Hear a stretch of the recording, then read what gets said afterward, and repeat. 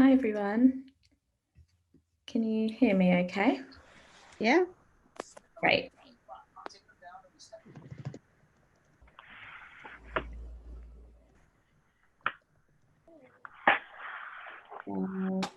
It'd be great if you could let me know where you're coming from. I'm Rebecca Kimberly, I'm from London. London, UK, nice.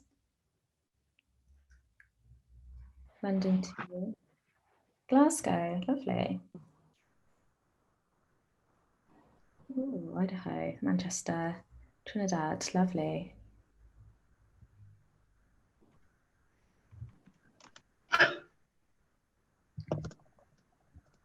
So in the meantime, I'll just tell you a little bit about myself and what we can expect from today's workshop. So Canada and Nottingham, got family in Canada, I love Canada. So I'm Rebecca Kimberly, I'm a certified psychological life coach, I'm a trainee clinical psychologist and a cognitive behavioural therapist. And part of my mission really is to take clinical psychology beyond the therapy room and make mental health part of everyday conversations. So I'm really excited to be here today and to talk about one of the things that are really common, thinking, we all think, but it's not really something, ironically, that we think about often. So we're going to kind of look at a bit more detail, our different systems of thinking, some of the cognitive distortions that we can fall into, how this might relate to kind of feeling depressed or anxious, and then exploring some different techniques to help rewire some of our thinking. How can we start to do that?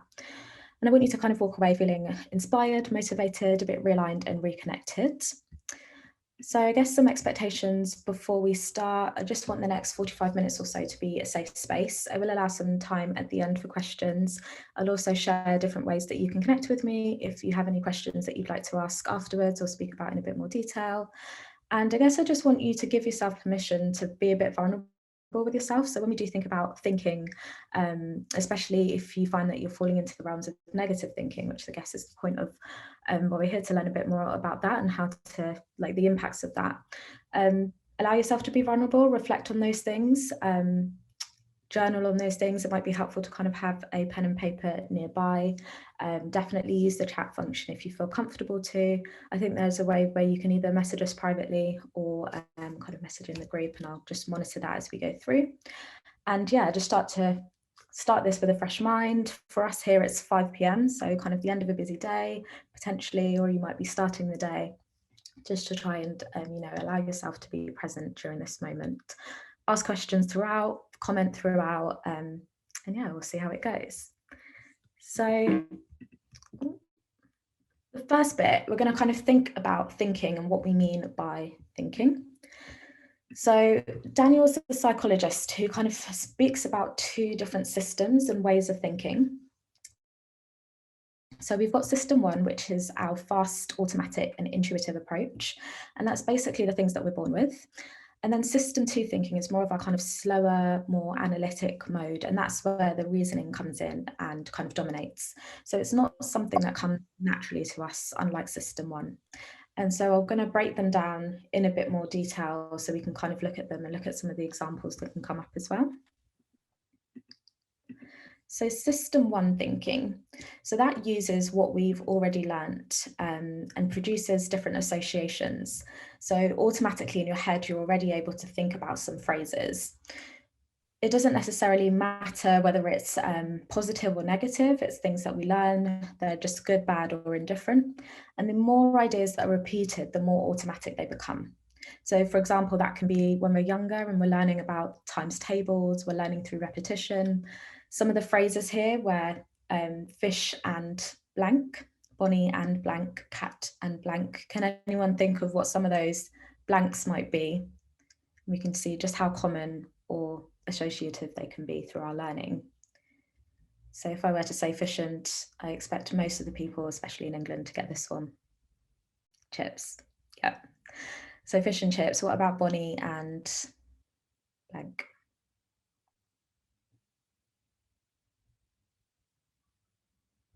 Clyde, yeah. So personally, I'm not even that familiar with Bonnie and Clyde, although it's a kind of two people that I've known about. They always seem to kind of come together in my mind when we think about it. What about cats? cat and what?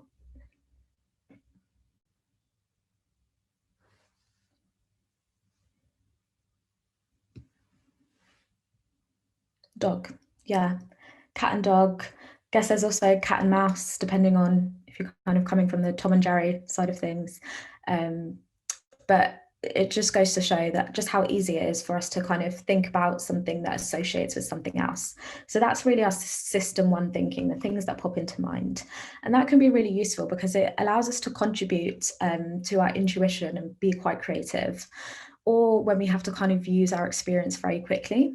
So it can really help with our survival. So for example, if you see a car coming and you're in the road and you see a car coming towards you, the first thing you might think is danger, and so therefore you jump out of the road. So that can be quite a quick way of thinking, very instinctive, very intuitive. But I guess what can you think might be some of the difficulties that might get in this way of thinking? By having this kind of automatic, quick thinking, why can that sometimes be a difficulty?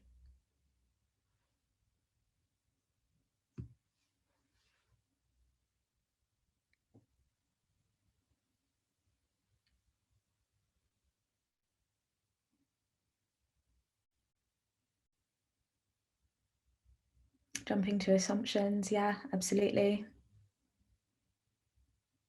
So we might kind of get that thought and take it too far and take it to mean different things. Say what you think too much, yeah. So I guess there are some of us where the thought kind of comes into mind, and people that do that might describe themselves as having a filter. So kind of saying what's on your mind, saying what you think probably too much out of context. So there's really good examples of how we can kind of run into some complications. One of the kind of major difficulties with this way of thinking is that we can't stop these thoughts from coming up because they're so fast and automatic. So when something happens to trigger these thoughts, it just comes up and we can't stop it. So if I said to you, Mary had a little blank, and then I asked you to not think about what that word is, how easy would it be for you to not think about not thinking? That's more of a rhetorical question, quite impossible. Exactly. It's happening all the time. We're always thinking, and it's very instinctive. It kind of happens before we've been able to process that it's happening.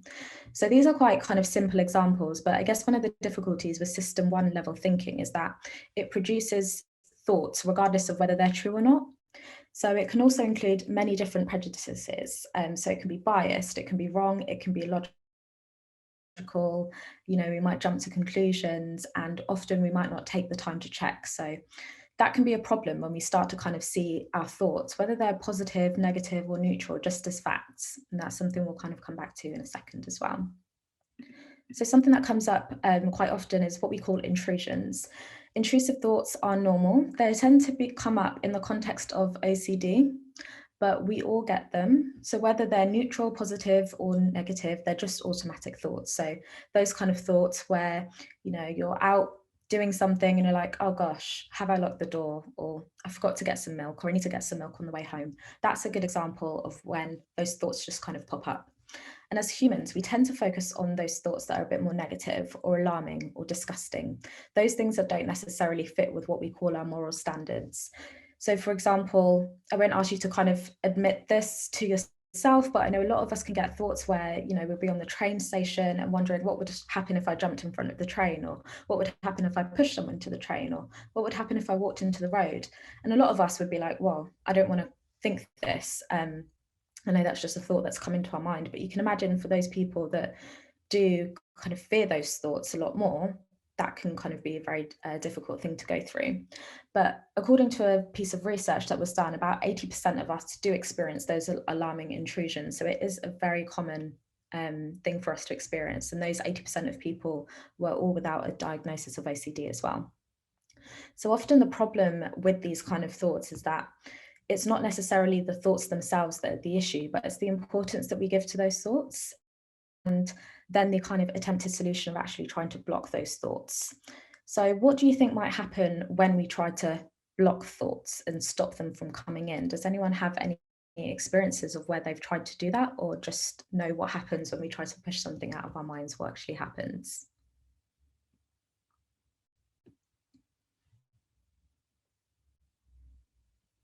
And if you struggle to kind of think about past experiences, try and not think about a pink rabbit right now.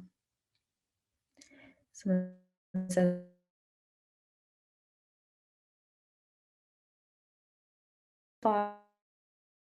it makes it more. Absolutely. So actually, the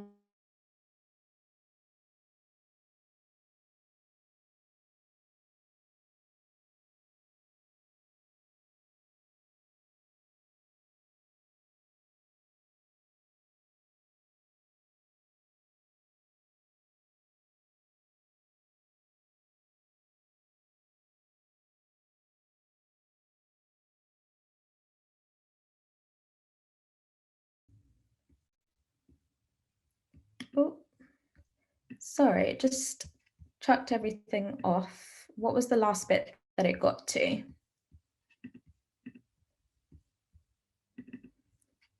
you can tell me the last bit that you can remember or hear.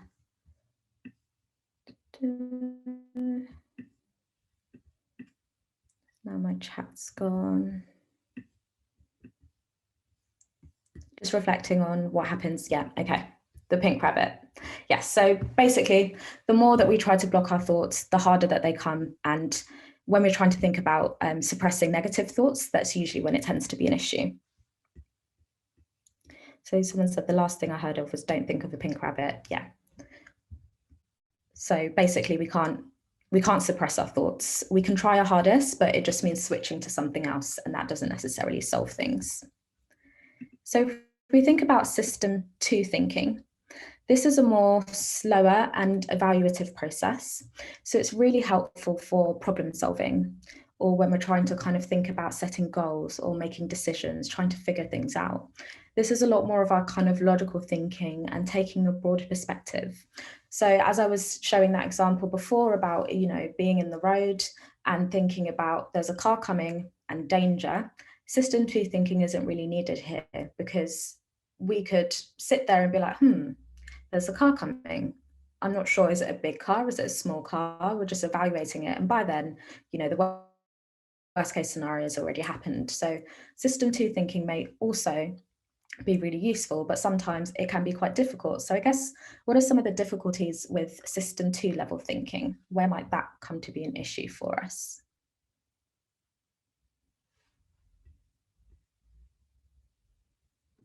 Overthinking, 100%. Thinking too much, yeah. Trying to rationalize. It's not as immediate and takes time to process, absolutely. Overthinking, stuck, catastrophizing, yeah.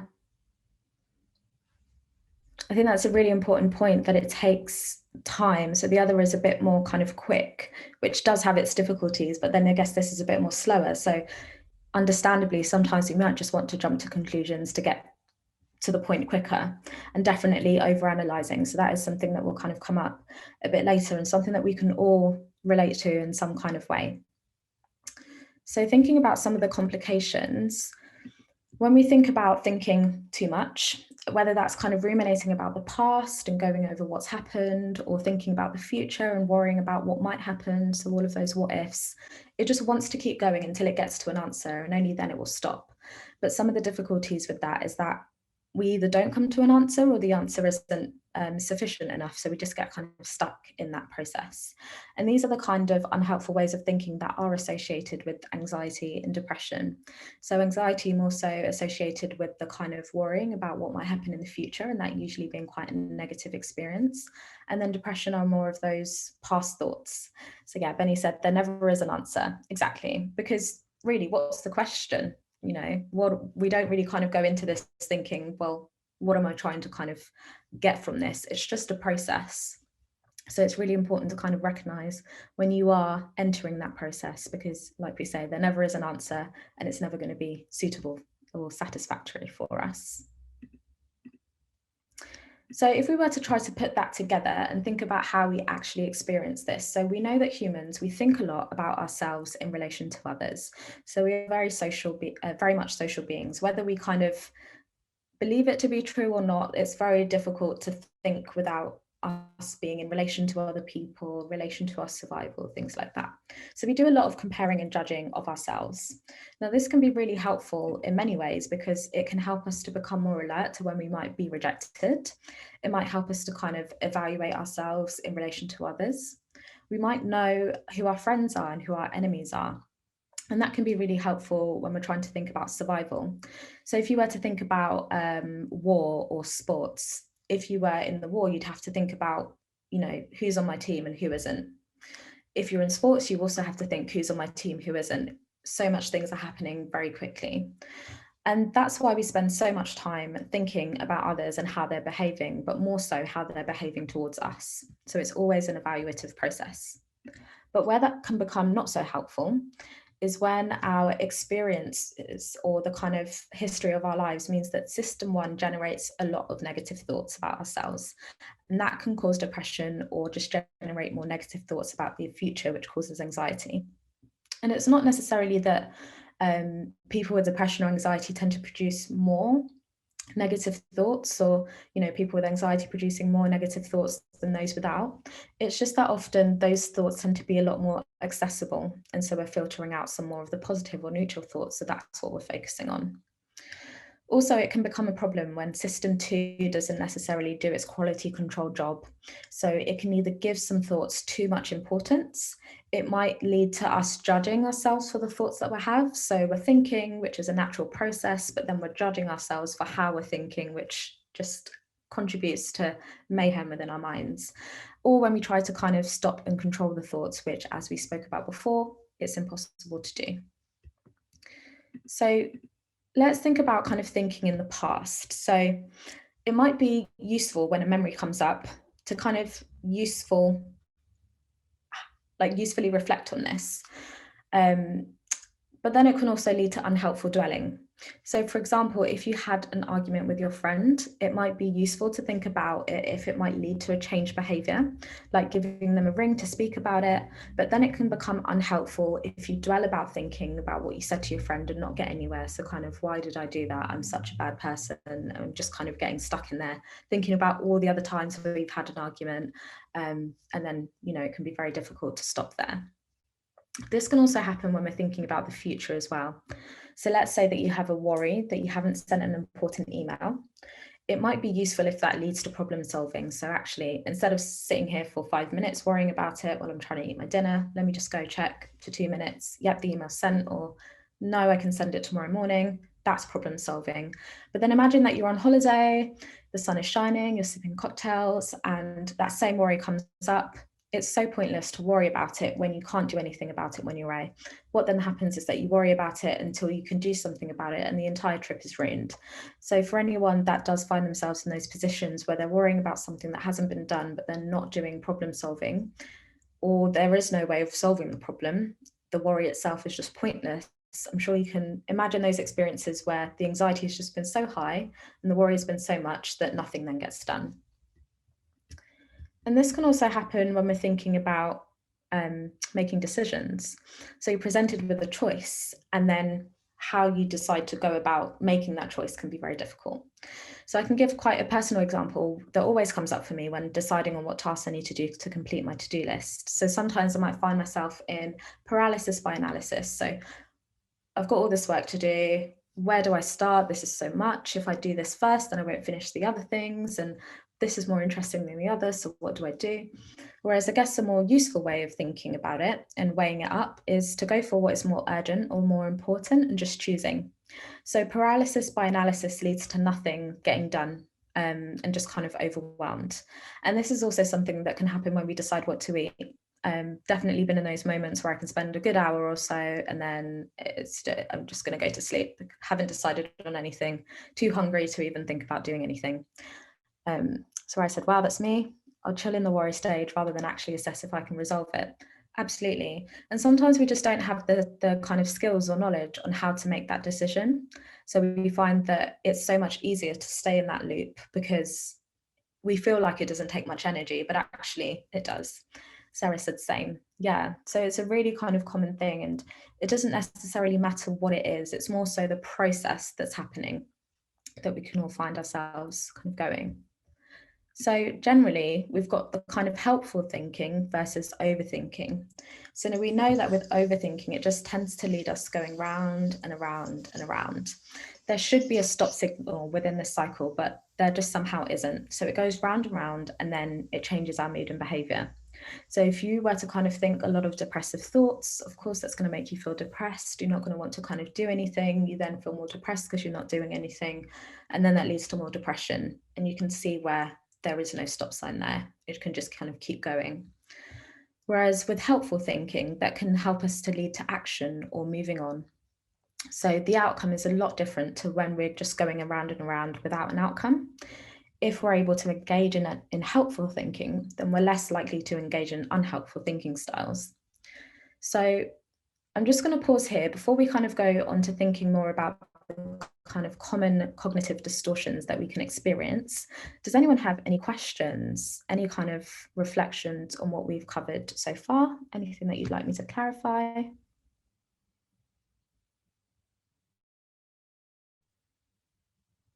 And of course, if you can't think about it now, just still ask and I'll kind of pause and answer as we go through. I'll just give you a minute or so.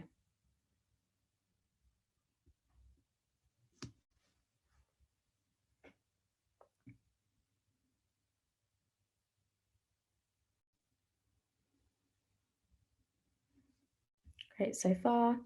So how can someone with OCD make their intrusive thoughts go away when ignoring them doesn't? Really good question. So without kind of explaining a whole length of months of treatment in one sentence or so, I guess the main thing specifically with cognitive behavioral therapy is that's also what I'm trained in. We'd be looking at trying to look at the thought that tends to be kind of maintaining those things. There's also a lot of behaviors that we would be looking at that maintain those thoughts. So often with the intrusive thoughts, the difficulty with OCD is that people with OCD then start to do behaviors that try to neutralize or get rid of the thought when actually it just keeps it going. So we would look at the cycle and start to see, well, actually, are there some compulsive behaviors that they're doing that we can start to take away? Because basically, if we're thinking that it's true and acting that it's true, then it's more likely to kind of feel like it's true. So if we can start to work on some of those behaviors, then we're looking at, reducing the frequency and the intensity that someone is experiencing those intrusive thoughts for. Also, we'd be trying to look at introducing different ways to just sit with being with that uncomfortable intrusive thought and anxiety without becoming that anxiety. So we'd be looking at just ways of mindfulness practice, just really sitting there with it and noticing that it passes, because often we feel like when the intrusive thought comes, we need to do something immediately to get rid of that. And that's what can kind of feed in with the OCD. So I hope that was somewhat explainable to a really, really good question. But with OCD, there's so much that can be done within that. But essentially, it's not about the intrusive thought itself, it's just how we respond to it. How much of this is based on past experiences and trauma? A lot. And especially if that kind of trauma is something that was experienced in childhood, we can already see how some of the system one thinking and our automatic thinking can be changed by some of those past experiences and trauma. So because of that, we might automatically jump to the worst case scenario or automatically feel like we are unsafe or, in danger. So a lot of that. Yeah, being aware of which system we're using, which again is more of a kind of retrospective thing. So it's always happening. We're always kind of engaging in it. But I guess the reason why I put it is because it's important to understand how we think, and that actually we're trying to control a lot of the things that aren't controllable. So what do we need to actually control? What do we have control over? And how can we start to do that instead of, having judgments about our brains doing what they're supposed to be doing? No problem. So having a look at some of the unhelpful thinking styles. So these are also known as cognitive distortions, although I prefer to use the word unhelpful thinking styles because we all kind of do it. When we think about distortions, I guess it tends to mean like something is wrong with us, but actually we all think this way. It's also a human thing to experience. It's just that sometimes it can be unhelpful in a lot of contexts. So there are a lot of them, but I guess these are the most common. And I'm going to go through each one and kind of give some examples. And I'd love to know if any of these are kind of relating. And this is also where the kind of caveat comes that we're all going to experience these at different times. It's just for you to highlight, actually, am I falling into these patterns a lot more than I want to? And so what can I kind of start to think about doing for that? So the mental filter, something that's quite common in depression, but also anxiety as well. And this involves a lot of filtering in and filtering out. So you get kind of tunnel vision by focusing only on the negative parts of a situation and ignoring the rest. So the whole picture is colored by what might be a single negative detail. So for example, I don't know, if I was doing this presentation and everyone said, you know, that's great, it went really well. And I'm like, oh, but you know, it paused at one moment, it was awful. It's like I've completely disregarded everything and just focused on that one negative detail. Jump into conclusions. So that's when we assume that we know what someone else is thinking. That's like mind reading, or when we make kind of negative predictions about what's going to happen in the future. So that's quite predictive thinking. So that can kind of come when we're thinking about what other people might be thinking about us, or I'm not even going to bother applying for the job because I'm not going to get it anyway type thing. Then personalization, so blaming yourself for everything that goes wrong or could go wrong, even when you might only be partly responsible or not even responsible at all. So you might be taking 100% responsibility for the occurrence of external events. So, you know, I'm trying to think, if you are in a team playing sports and your team loses, oh, it's all my fault, when actually everyone else was in the team as well. There could have been loads of factors. The weather could have been off. It could have just been an off day. The other team could have been better, but we're taking 100% responsibility for things going wrong. Catastrophizing. So that occurs when we blow things out of proportion and we kind of jump straight to the worst case scenario. So I'm going to be late for work, and the first thought someone might think if they're catastrophizing is, I'm going to get fired as soon as I get there, when really most of the time people don't notice, or if they do, they just comment on it and that's it. So jumping to the worst case scenario. And then black and white thinking. So that involves kind of seeing one extreme or the other. You're either wrong or you're right, good or bad. There's no in between. So you might hear people saying, kind of, you're not thinking in shades of grey, it's just black or white. So either really good or really bad. And then we've got shoulds and musts. So sometimes by saying, I should do this or I must do this, it might put an unreasonable demand or pressure on yourself or other people. Sometimes these statements are not always unhelpful. So for example, I should not get drunk and drive home. But sometimes they can create quite unrealistic expectations. So I like to kind of work with my clients to reframe that I should to I could. And that just helps you to give a bit more possibility to things. When you say I should, why? Already like notice how that feels for you, that I should do something rather than I could do it. And then finally, overgeneralizing. So when we overgeneralize, we kind of take one instance in the past or present and impose it in all current or future situations. So this is one personally that I tend to find or can come a lot in relationships. So you always do this, or you never tidy up, or everyone is like this and I'm that, or I never do that. If you notice that those kind of sentences are being started with this always and never and everyone, then that's when you're probably overgeneralizing. And that can come for ourselves as well. You know, I never get picked for anything good. I'm always going through something bad, but then we're kind of not necessarily taking into account all the other times where things have gone well. So what do you kind of think of those? Has anyone come across these before? Anyone surprised by some of them? Anyone like, yeah, that's definitely what I experience? I'd be interested to hear your thoughts, all of them. Same here. Does anyone notice any kind of particular patterns, if it is all of them, about when it tends to come up? Because that can help us a lot about what we can do about them. So how do I differentiate these thoughts, unhelpful thoughts, from thinking logically? Because I name it as well assessed assumption, even though I know it's not. Yeah. So I guess that is looking at, we already spoke about our thoughts not being facts. So our thoughts are just byproducts of our brain activity. It's just what we do. But sometimes what can help us to kind of snap out of that is thinking about how balanced those thoughts are. So really trying to bring in a bit more evidence that goes against that kind of thought or thinking logically. And the fact is that sometimes, if we are being honest with ourselves, our thoughts may be true in the sense of our kind of evaluations might be true. So if I say I'm bad at sports, I don't necessarily feel quite negative about that. It might be an overgeneralization. I'm sure there's one thing that I might be good at, but if I were to kind of go through different things, I might be, yeah, well, I was quite bad at that. But then we could assess, well, what does bad even look like? How might that help me kind of starting something new, etc. It's more about thinking more balanced. It's not necessarily that we need to think positively and say, I'm great at everything. But sometimes our thoughts are just more inaccurate. So mine happens first thing in the morning. Do you know why? It's common, I guess. It may not necessarily be something that's purposefully happening first thing in the morning, but if you find that you're kind of stuck in this cycle, obviously with thinking, there is no stopping.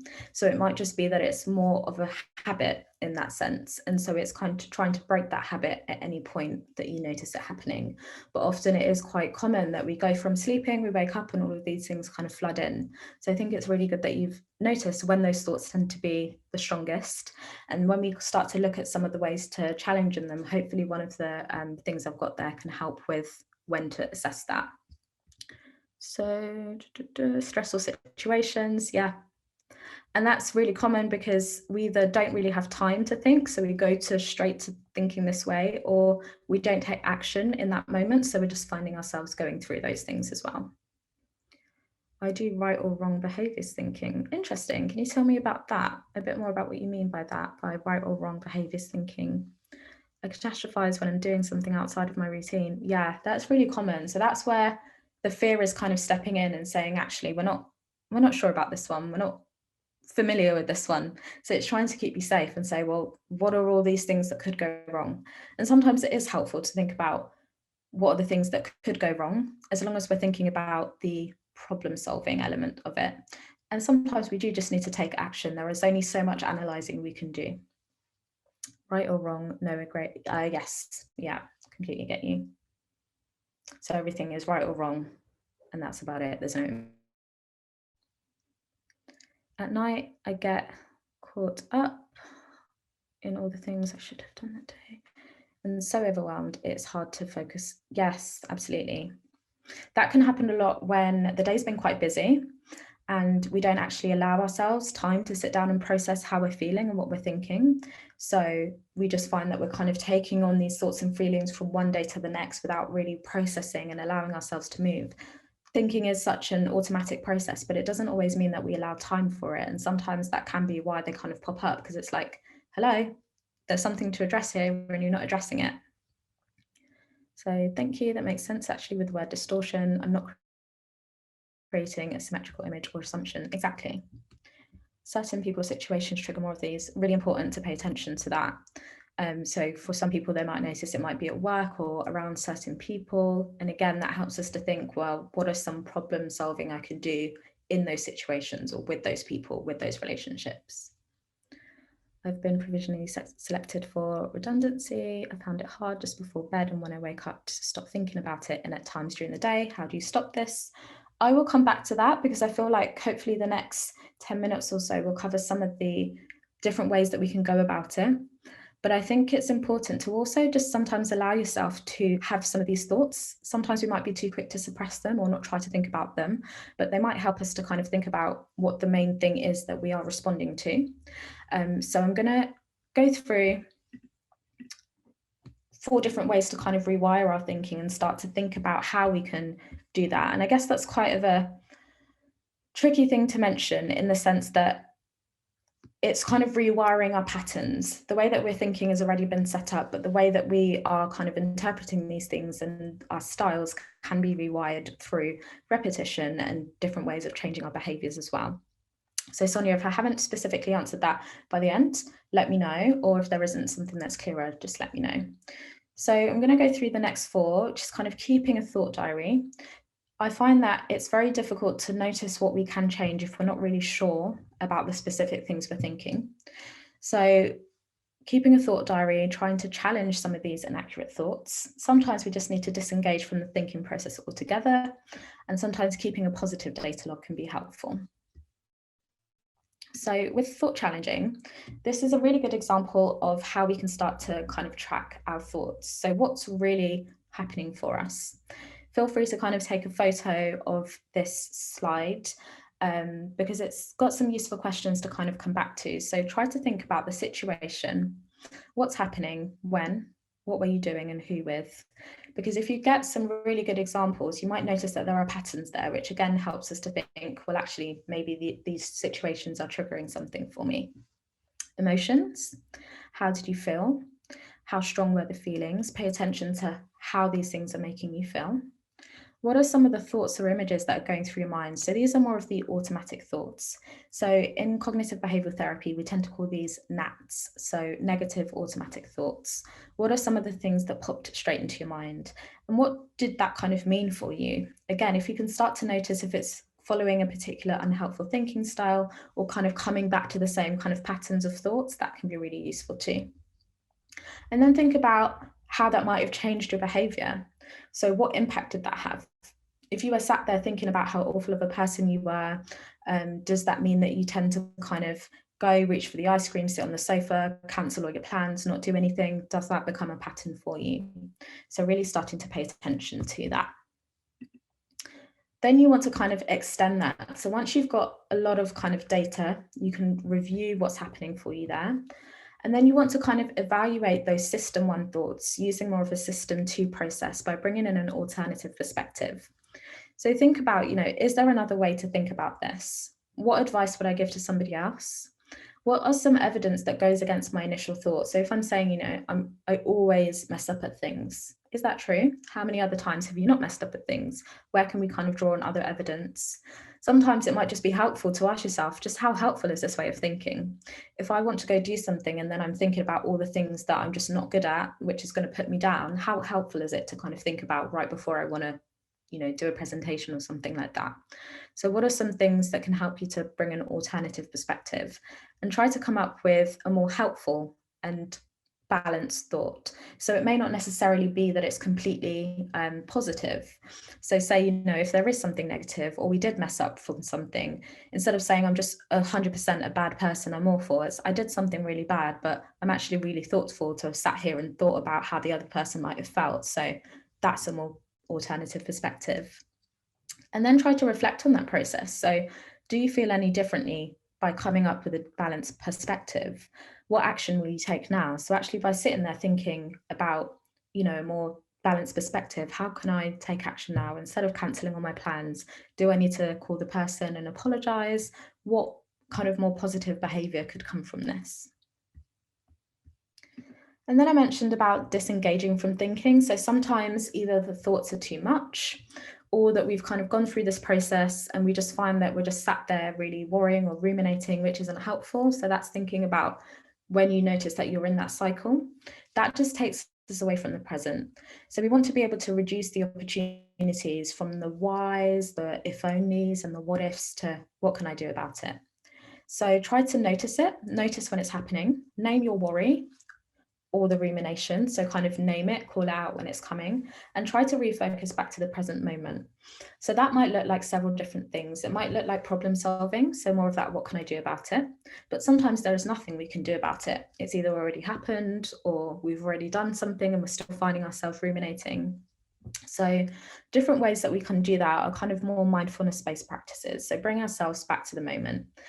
Two of my most kind of helpful ones for me are thinking about leaves on a stream. So if you were to kind of think about a stream of water and you've got the leaves, instead of focusing on each individual leaf that's coming on, and those leaves kind of represent our thoughts, we're just paying attention to the process happening, that these thoughts are coming and going. So the thoughts are just coming and going, regardless of, going too much into them. Another way of thinking about it is being on the platform at a train station, noticing the trains going past. And what we're doing by ruminating or worrying is that we're actually stepping onto the train. and taking that train straight to overthinking spill, which we know isn't helpful. We know that there is no stop, you just keep going round and round. But actually taking back and simply just observing and experiencing your thoughts instead of becoming them. And that also means observing and experiencing the negative emotions that come with them as well. So it's not always going to be a kind of comfortable experience, but we notice that our thoughts and emotions will come in waves, and we can start to kind of disengage from the process of going through our thoughts. If you struggle with that, then it might just be refocusing your attention and switching to an alternative activity. So what can you do that's going to kind of help you, that's going to be so absorbing that you won't find yourself kind of thinking. So you might find that you can think a lot in the shower, but if you're doing something a bit more kind of active or engaging, then that process tends to kind of be broken up there as well. So say, for example, in the morning, if you're sat there thinking about it, getting up and doing something else is a great way to be able to interrupt that cycle. It's a great way of thinking of it. My thought train doesn't go round and round. It usually hits something. Ouch. Yes. You don't want to be on the train when it's happening. Best to be an observer and kind of step away from it, especially if you know what that thought is, what that train is going to do. And then finally, positive data logs. So again, our thoughts tend to be more skewed towards the negative. And we need to kind of balance it out a little bit. So that might look like purposefully looking for more positives.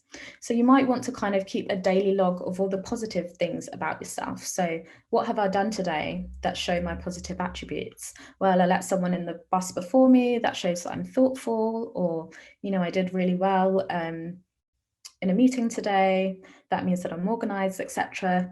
So using the kind of current experiences, or try to think retrospectively. So times where you've done really well, or times where you're proud of yourself, what does that mean about you as a person?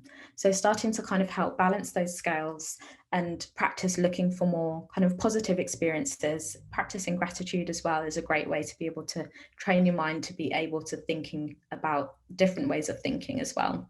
In the same way that we can kind of learn to think negatively, we can also learn to look at more positive things as well, which can help us to balance out our perspective.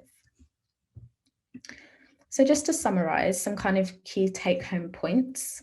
So system 1 thinking, automatic and uncontrollable. System 2 thinking is more about finding answers and solving problems. So our minds can get so good at this that they want to apply the same approach to everything, even when there aren't any answers to be kind of found. So or the situations where there is nothing that we can do. So when there is no answer, or no answer that we're happy with, there's no stop signal. So our attempt to fix the problem isn't happening, we're just kind of going round and round. Important to remember that our thoughts are not facts, they're just a byproduct of brain activity. So whether we're purposefully thinking or not, the thoughts are there. So just because we're thinking it doesn't mean it's true. Starting to shift from the kind of why me and the what ifs and the if only to what can I do about it now? And there are a number of strategies that can be used. Obviously, I've kind of gone through 4, which are the most common ones that we would tend to kind of come back to. So to think about what might you use, what might be one of the things that you might take away and practice. Here are some books that I think can be really helpful. We usually recommend the first one. That's more about the kind of thinking fast and slow. So Thinking Fast, System 1, and Slow, System 2. And other great books that can help you to assess the kind of thinking process as well in different ways. So that's everything from me. I guess I'll just open up for any questions. Thank you so much for joining and being interactive. It's been really great to kind of hear your perspectives, and yeah, I'd love to kind of hear any thoughts, questions that you might have. There's my website and Instagram if you wanted to kind of connect after, or had any particular questions that you wanted me to answer more individually. I'd be more than happy to do that.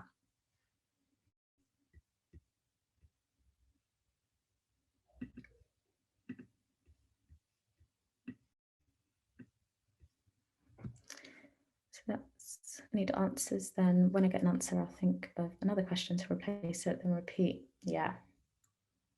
So it's knowing really that the process itself isn't helpful, and we know what it's like to kind of go through that process. Can we see the books again? Absolutely. Let me go back. You're welcome, Marianne. No problem, Benny. Oh, no problem. You're welcome.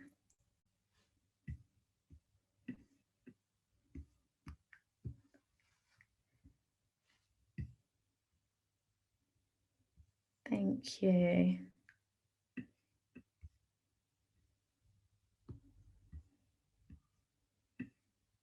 Ah, yes. That's a great thing about replays, being able to come back to it. Have I done a book? Oh, no, not yet. Ask me in a few years and I might. Thank you. Okay, someone says I will. I will. There we go. I think young people, especially in COVID times, really struggling with this. Yeah, exactly. With these uncertain times, it's a lot. And I think I found that with lockdown as well, there's sometimes we don't have much to do but think. I shouldn't use should. That's true. I could write a book. I could. You broke down everything so well. Oh, no problem. It's amazing how quickly the time goes. I thought, I'm going to struggle to kind of keep it going, but it could have gone on for ages. I missed the most of this, but can't wait to see the recording.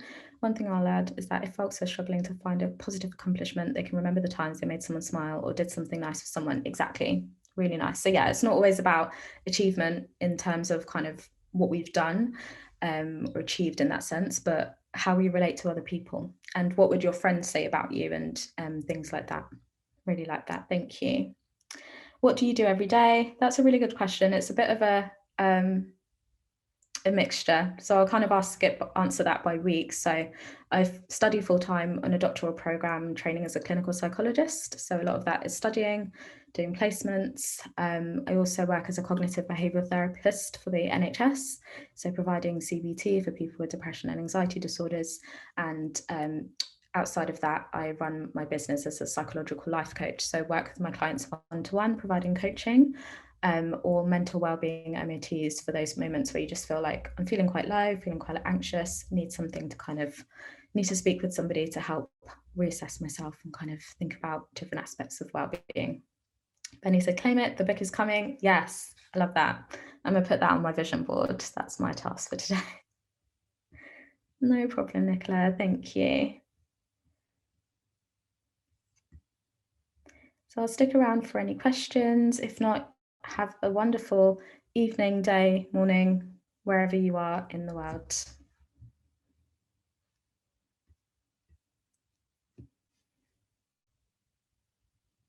What is my top coping gift for myself as I'm so busy? That is a really good question.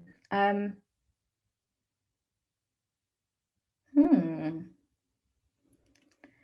think it's hard because as much as I kind of list things and say I'm so busy, when I enjoy what I do, it doesn't really feel like work all the time. So it can be a struggle to kind of think about what else I enjoy other than, seeing my clients and doing what I do. But I guess outside of that, I do love spending time with my friends, sitting down, chilling with Netflix. I also have a cat, so she is great company to just sit there and chill with her with a cup of tea.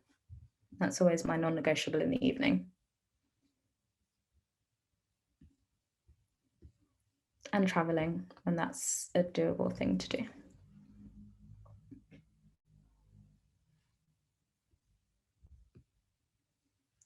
I'll be looking forward to your book and any of the other programs you're offering, with or without Kitty. Yes, I might bring her along next time. Thank you. At what point would you recommend? Not sure if that question cut off, if you could ask that again.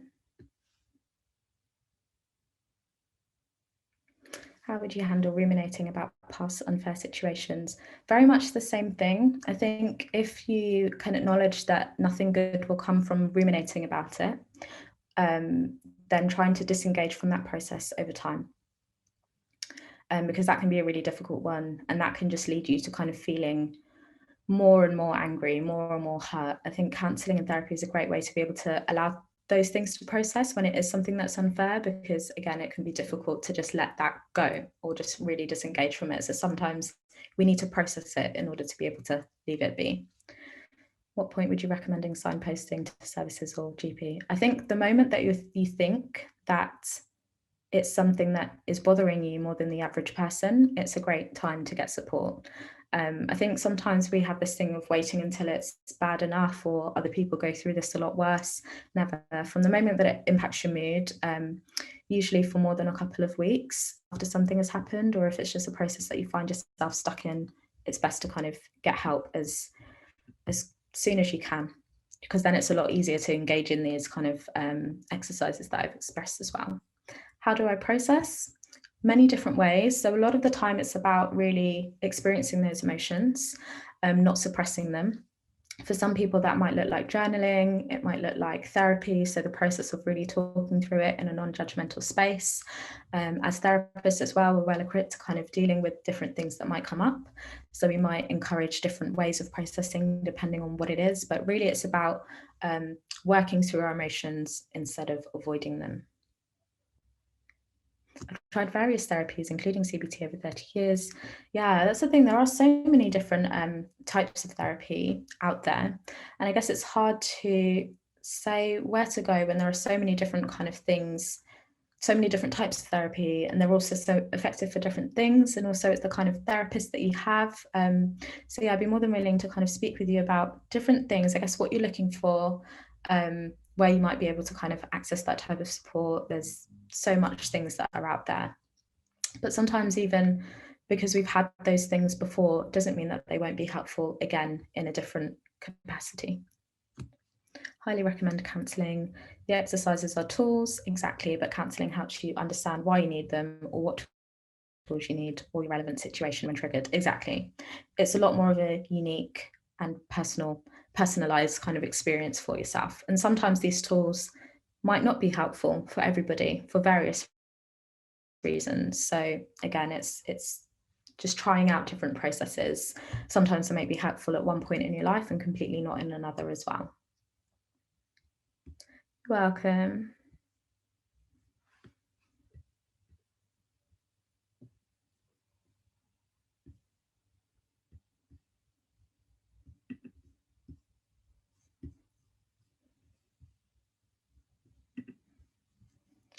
Just keep an eye on the chat.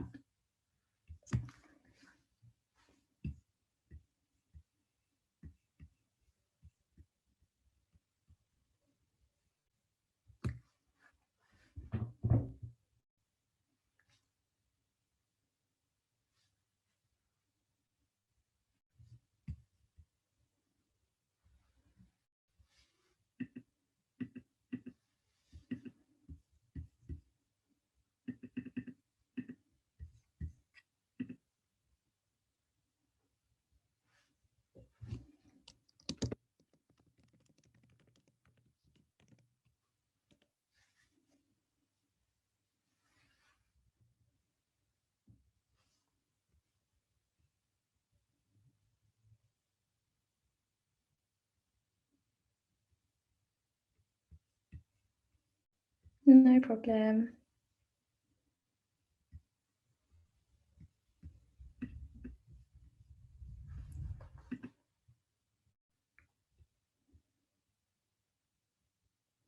I find the workshops and counselling helpful because it feels like my brain accepts the questioning approach, not the telling approach. Yeah, that's true. How long does it take for journaling to change our thinking processes? Oh gosh, that's a good question.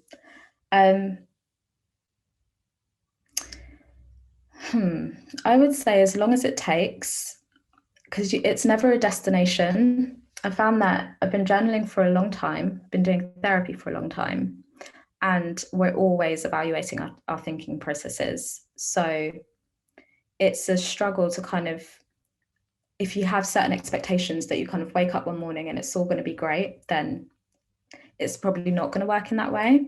But it's something that you can notice. Even just by doing it once, you can start to notice how it kind of comes through. And I guess the difference between journaling and like writing a diary is journaling is more of a kind of evaluative approach of I feel this, I do this, whereas diary is more kind of this happened. So if you're journaling and kind of really thinking about how you're feeling, that's already a process that you can start to notice and change. But changing your habits is something that takes a long time, especially when you're kind of unlearning and then relearning. So yeah.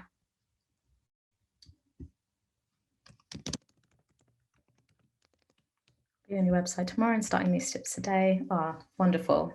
Do let me know how you get on Instagram by sending me an email with these things. I'd love to kind of hear it. Listening to other people's thoughts and reactions make it a reality, like a new way of thinking.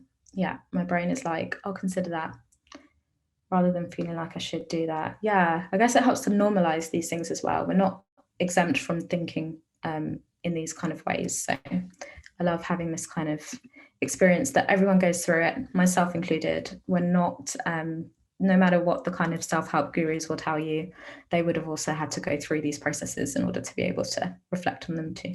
So we're not exempt from it.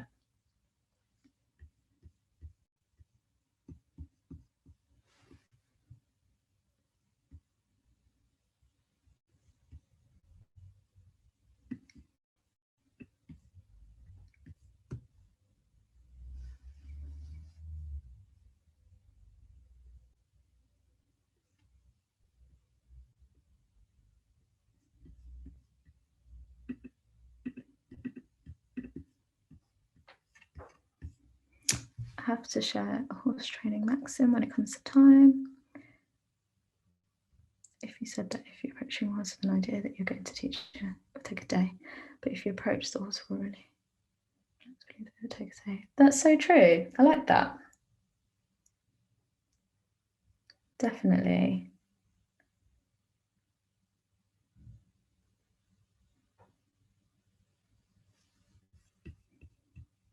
It's a nice thing to kind of remind yourself of.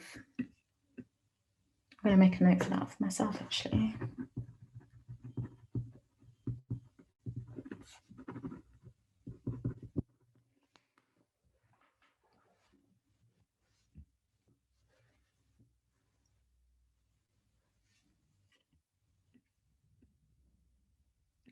I think that's everything in the chat.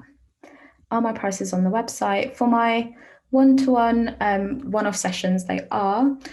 For the ongoing coaching packages, they're not. I offer a free 20-minute chat to discuss first if you're suitable and what you might be suitable for, and then we would discuss prices at that point. So definitely get in touch and kind of have a look at the different options that are there, because it depends on if you're looking for something one-to-one or not.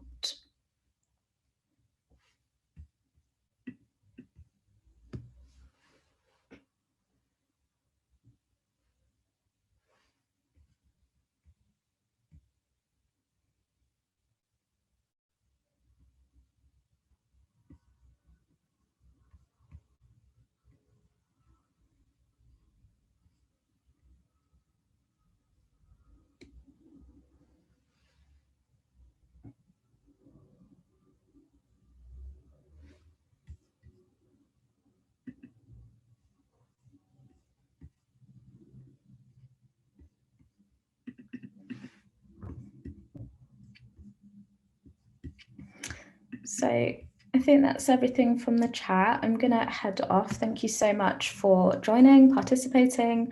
I hope to connect with you guys either in future workshops or through Instagram. Or thank you. Have a great evening, day, whatever time it is. But yeah, it's been so lovely. Definitely made my 5 o'clock on a Tuesday a lot more enjoyable. And yeah, have a great one. You're more than welcome.